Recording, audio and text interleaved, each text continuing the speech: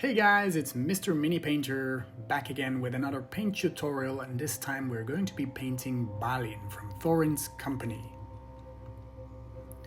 So to start off, I primed the model black and added some modeling sand to the base. You can use whatever you want, but I prefer to make it as small as possible, not too big of a flock, because they're tiny models, right? They're dwarves. And I like this gray, stony look. To start off, I'm using Bugman's Glow for the face.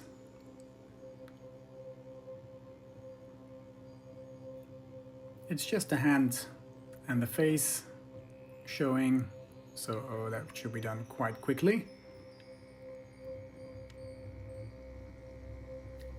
Next, I'm trying to paint in the eyes as quick as possible using palette witch flash. And the reason I'm doing this early is that you can make any corrections if you went too far. If you finish the face and you put a blob of palette witch flash on too much, then you have to correct a lot of previous work. So better to get it done right away. For a highlight, I'm using Cadian Flesh Tone. And I'm going to use some Chisel of Flesh in gradual stages and make it a nice pale face. I like those faces of the dwarves to be a bit more pale than the usual models because they live underground most of the time, right?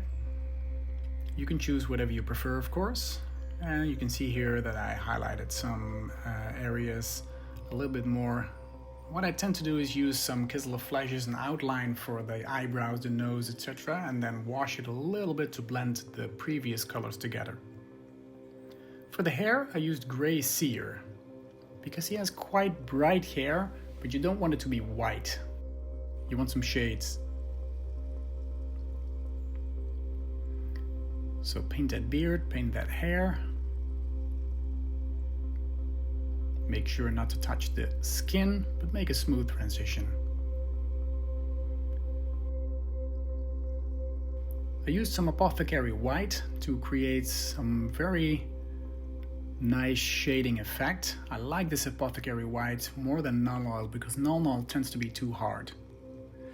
For the cloth area, which is the main color of the miniature, let's be honest, I used Rhinox Hide as a base color. And afterwards we're going over it with some red tones. But the brown is a nice shaded color for the reds.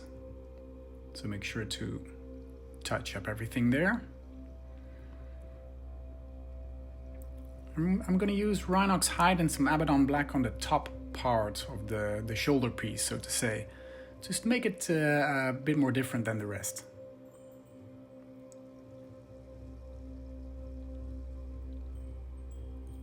I'm highlighting it with by mixing Rhinox Hide and Steel Legion Drab, and give it a nice edge highlight and create a pattern on it if you want. Or speckle it or something like that. Next, for the boots, I'm using Mornfang Brown and Abaddon Black as a base color.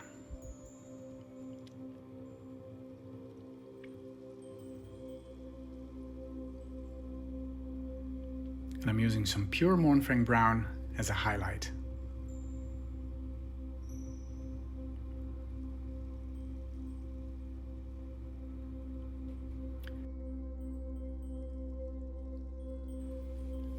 Now, as you can see here, there are some parts of the cloth, the bottom rim and the middle part over here, that I kept black because I wanted to make it stand out a little bit to the rest of the clothing. Also the back here, there's just a little part showing.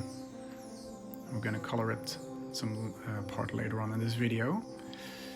I used some Agrax Earthshade on the boots.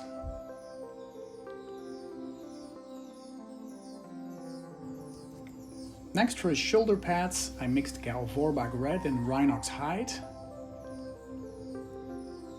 It's just those shoulder pieces over here. The rest will be another color.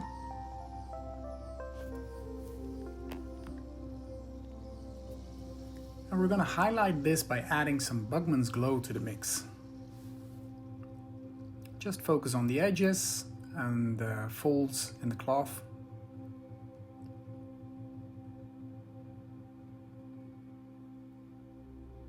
and that gives you a nice result. Now for the main cloak, I'm using Mephiston red and Abaddon black as a base color, and go over the Rhinox hide you painted before. Leave some of the recessed areas as they are to create a nice shaded effect. After this, I'm using pure Mephiston red to highlight those areas, and again just focused on the raised areas and leave some of the previous color showing. You get some nice flows. As a final highlight, I'm mixing some palette witch flesh into the Mephiston red and create some nice edges. I'm only focusing now on the rims of the cloak, as you can see here, the bottom and top parts of that, the edges of the sleeves, and that gives them a nice fine detail look. And there he is, looking fine already, but we're not done yet. So this is just the highlights where the light would normally hit the model. You can see some on the collar, on his sleeves. And we're continuing with some Mephiston red on the parts that we left black before. So you see the middle part here and the rims showing below his cloak. So we left that black, and I'm giving the edge a highlight with some Mephiston red.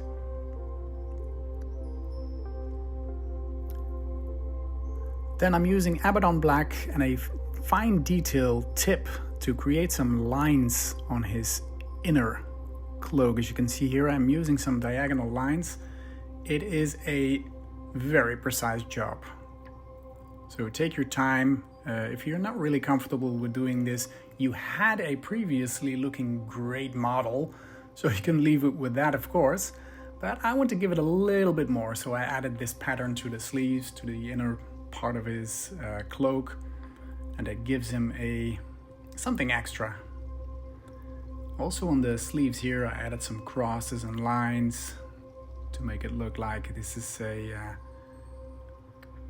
very nice patterned look.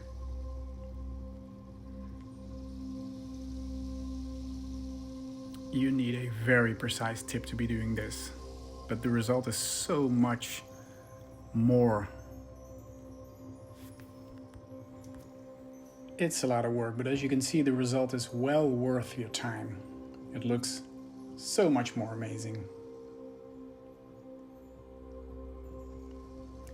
Then for some final details, the sword, base coated with some lead belcher. This miniature doesn't have a lot of details, so that's why I took the time with his cloak, because he's basically just holding one item and the clothing is quite simple. I shaded the sword with some non-oil, make sure to focus on the inner part.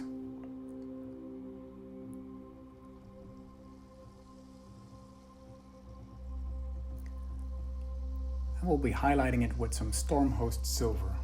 And for that, you focus just on the outsides, the very edges of the sword, the tips, the points. And that's it for Balin. Another one done in the line of Thorin's company. Thank you so much for watching again, and I hope to see you in one of my next videos. Bye bye!